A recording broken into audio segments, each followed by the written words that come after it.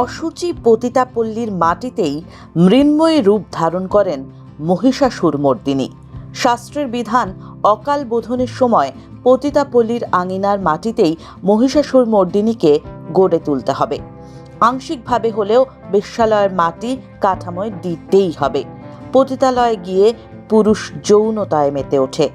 জীবনের সমস্ত সঞ্চিত পুণ্য সে ফেলে আসে পতিতালয়, সঞ্চয় করে নিয়ে ফেরে পাপ। পতিতাপল্লীর আঙিনার মাটি পুণ্যে পরিপূর্ণ, তাই পুজোর মূর্তি তৈরিতে পতিতালয়ের মাটি আবশ্যক। অকালে মহালয়া 9টি রূপে পূজিতা হন। নবম কন্যাই হলেন পতিতালয়ের প্রতিনিধি।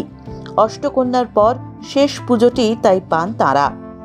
আদপে সমাজে যাঁরা কোণঠাসা তাঁরাই ধরে রেখেছেন সমাজের ভারসাম্য। বেশ্যাবাড়ির মাটিতে মা গড়ে ওঠেন, সেই মূর্তির সামনে সকলে মাথা নোয়ান। দুর্গাপুজোয় সমাজ যেন তার কোণঠাসা অংশকেই প্রণাম জানায়। এও এক কৃতজ্ঞতা প্রদর্শন।